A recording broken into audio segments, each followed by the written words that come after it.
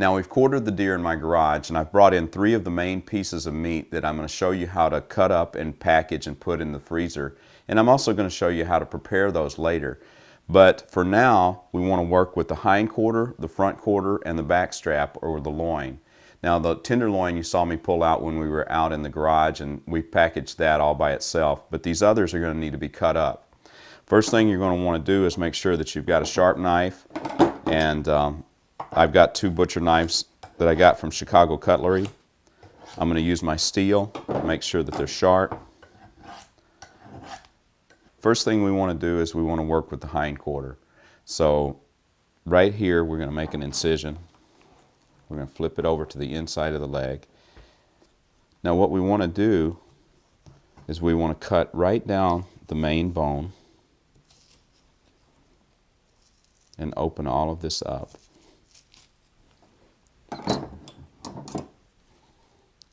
And if you've ever filleted fish, it's a little bit similar to filleting fish.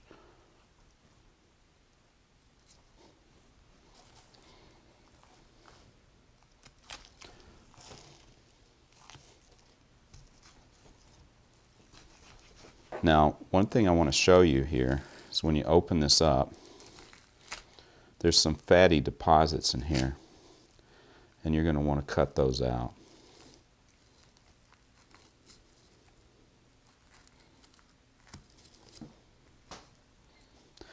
Now as I take this fat out, inside this fat that's in the muscle is a lymph node or a hormone gland, and you don't want that in your meat. So you're going to want to cut this out of the hindquarters of both sides of the deer.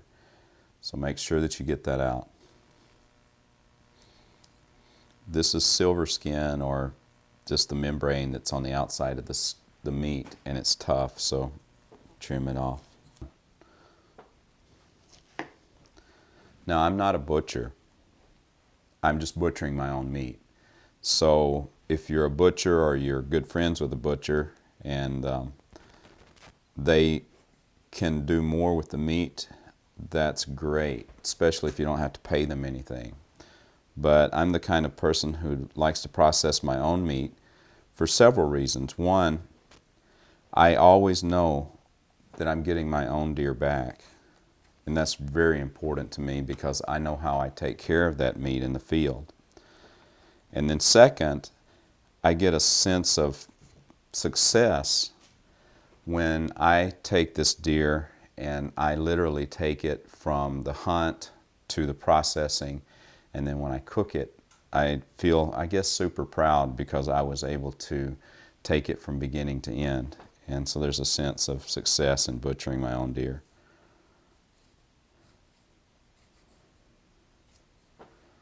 Now, we're going to make this hindquarter into some steaks. And there's 2 things you can make with the hindquarter. You can make it into steaks, or I like to make them into small roasts that I just wrap up and roast. Now, I'm not going to string these like a butcher would, but what we do is we put them in a baking bag, or you can just put them in a crock pot and you can bake them. Any way that you would make a regular roast, you can make a deer roast. Now what I'm going to do here is I'm going to start making some steaks off the end, and I'm going to start cutting off cutting it off in slices. So now when you're cutting steaks, you don't have to cut all the way to your table. And I want to mention the table that I'm using. It's just a simple plastic table that I bought at a discount store. And I think it cost me about $25.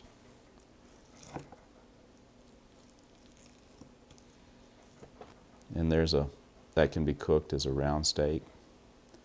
So it's a really nice piece of meat. You'll notice the deer has very little fat in it. Some people don't like that because the meat can be dry.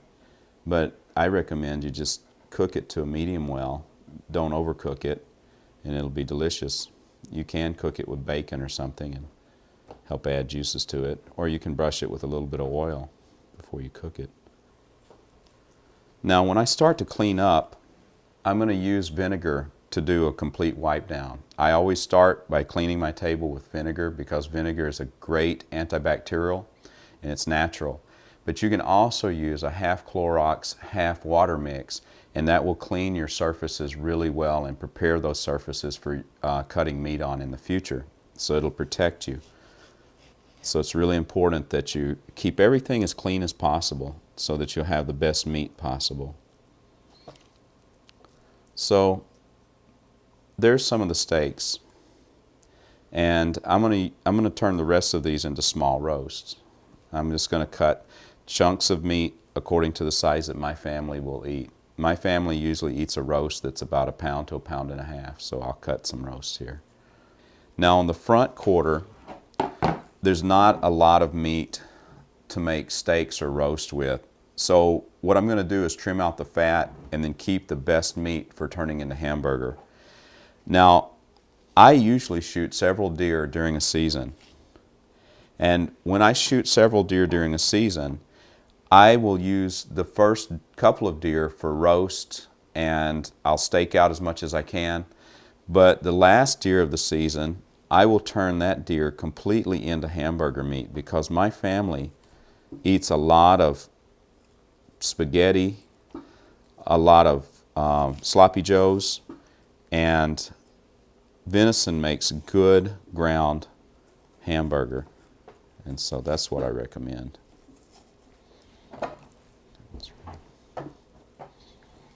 The shoulder blade,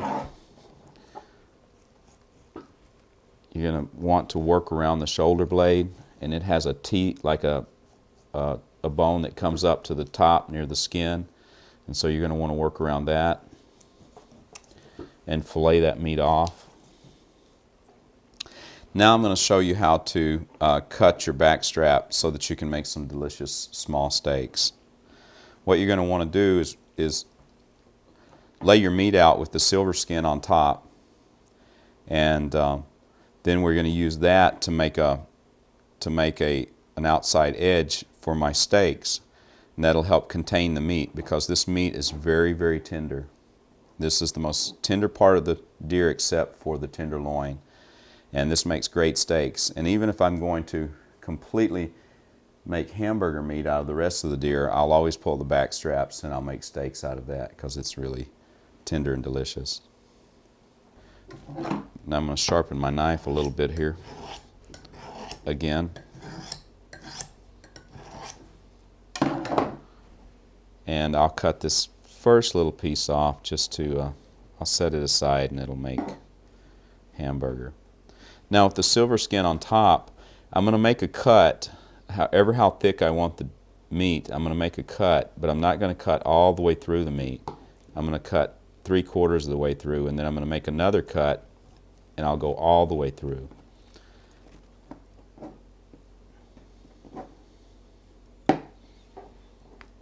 And then I'll put that together, and that'll be my first of and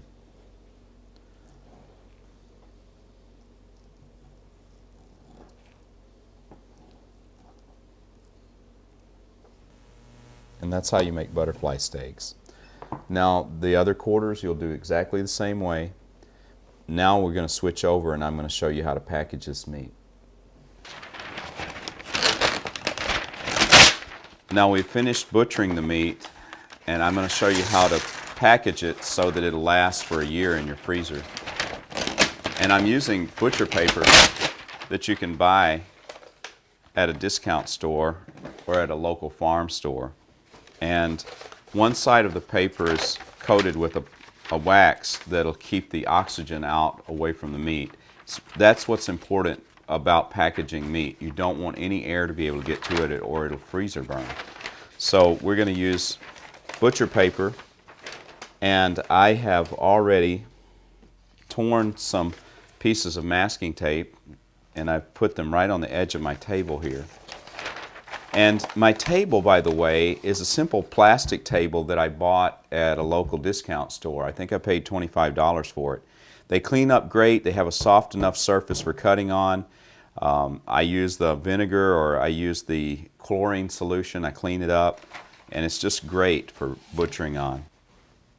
we'll start with some of our butterfly steaks here. I'll put 4 in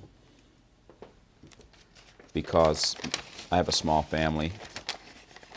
Now I'm going to take a corner of my butcher paper, fold it over, tighten it down, and then I'm going to fold the side in, fold the other side in, and tuck that corner, and then I'm going to keep it pressed down tight, and I'm going to fold it over just like that. Take a piece of my tape it down, and like I said, I'm not a butcher, but if you can package your meat tightly, keep the air out of it, it'll be great. Very good. Those can be frozen and they'll be good for a year.